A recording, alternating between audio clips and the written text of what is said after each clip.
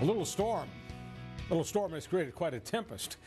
Meet Mom Kathy Witterick, Dad David Stalker, son Jazz, daughter Keo, and then there's Storm. Gender for Storm, unknown. The family has decided not to reveal the sex of their third child to remove all the associated bias. Storm has created a media tsunami, and the family's focus on unschooling, homeschooling that deconstructs a set curriculum. What is this all about? This is the kind of thing Canadians need to know. And so we'll go to Carlo Ricci. He's a professor at Nipissing University, Ontario, a dad from the Unschool of Parenting. Mr. Ricci, thank you very much for doing this. Thank you very much for having me. All right, before we do anything else, do you want to comment on the genderless child, Storm, and the Tempest? Well, I respect that family's decision. I think that all families, even within the unschooling community, they have their ways of raising their children, and it's just the same as anybody in, who are non-unschoolers make decisions about how they choose to raise their children. So, again, I have respect for the types of decisions they make and wish them well. I gather you've raised your children in the unschool method. Yes. I mean, I see myself primarily as a child advocate, so I think unfortunately in the world we live in, we can do things to young people that we would never dream of doing to other adults. And so part of that is to create a loving environment that's based in trust and respect and care and compassion and love is extremely important. And so unschooling allows for that and to allow young people to make decisions that I think are fundamental for them to make. Okay, so let me just ask you some basic questions going back to the way most of us were schooled. What do you do to get the child in an unschool environment to be inspired to do all of those things, whether they're in English or math, all of those basic exercises that kids sometimes don't feel excites them, don't give them a fun factor, but give them a grounding, a foundation that most of us think we need? Well, the wonderful thing about unschooling is that it allows these types of things that you're discussing to become fun.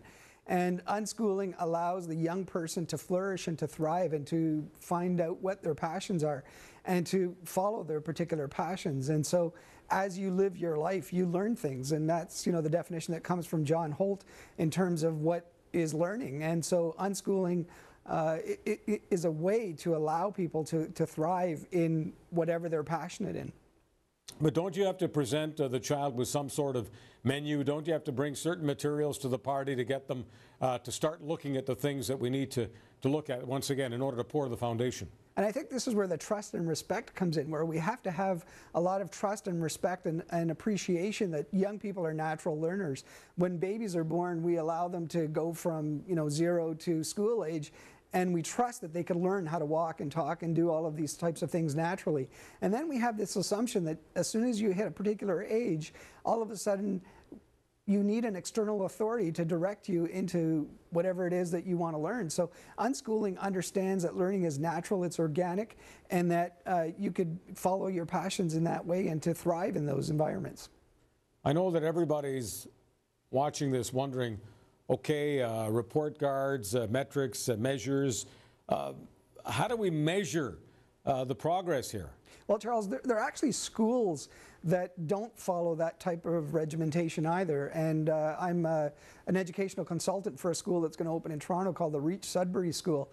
And it's going to start in 2011, September. And the philosophy there is that there are no grades, there are no marks, there are no bells, there are no whistles, there's no age segregation. And what it is essentially is a learner-centered democratic approach to learning. And essentially the learner-centered means that the learner is at the center and the learner decides what they learn, when they learn, where they learn, whether they want to opt in and opt out. And the democratic part is that it's not the young person gets to do absolutely anything they want and ignores everybody else's interests. But the democratic part is that the young people also have to become connected with the world that they live in. All right, so let's just say, before we even get to college or university stage, what if a family decides, okay, the unschool thing has been interesting, but it's time now, you know, the kid is 13, 14, get them into something we'll call a regular high school. What do you show the high school in order to get in? You must be able to pass some sort of test. No, they actually, you get in with your age-appropriate grade. So, in fact, a lot of unschoolers go in and out of schooling, mainstream schooling. And I know quite a few unschoolers who eventually went into a mainstream school, and they do extremely well, getting honors and so on, despite not having traditional schooling. You have to remember that unschooling is not about not having a curriculum. There's definitely a curriculum there, but it's a learner-centered type of a curriculum where it's what I call a willed curriculum, W-I-L-L-E-D. And so everything, we live in a literate, numerate world, and so you pick up literacy and numeracy. My daughter, for example, can read, and she could, very comfortable with numbers and so on. And some people consider it the difference between a just-in-case curriculum and a just-in-time curriculum. And so she learns whatever she needs to learn to live her life. Are most of these unschoolers, when it does come to university, going into what we'll call mainstream universities? Has that been the record so far?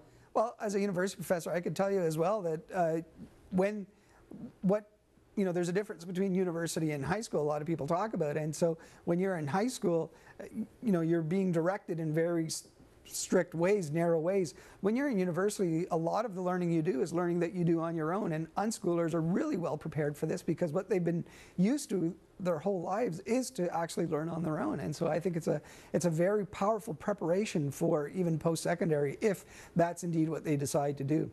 Right, but are you telling me that the actual facts show that unschoolers have been going into the universities that are what I'll call household names across the country? Everyone knows what they are. Oh, absolutely, yes. And so, this type of learner-centered democratic approach has been going on for a long time, and different people have been doing it in very different ways. And so, there are now accounts of people who unschooled and now have, graduate degrees and so on. So the diversity is just as diverse as anybody from different types of populations, whether you're unschooler or not. So there are success stories, absolutely, if you consider, if you're defining success as a post-secondary education. Mr. Ricci, thank you so much for the visit. We'll do more with this down the road. Thank you very much. I appreciate it. I enjoyed it.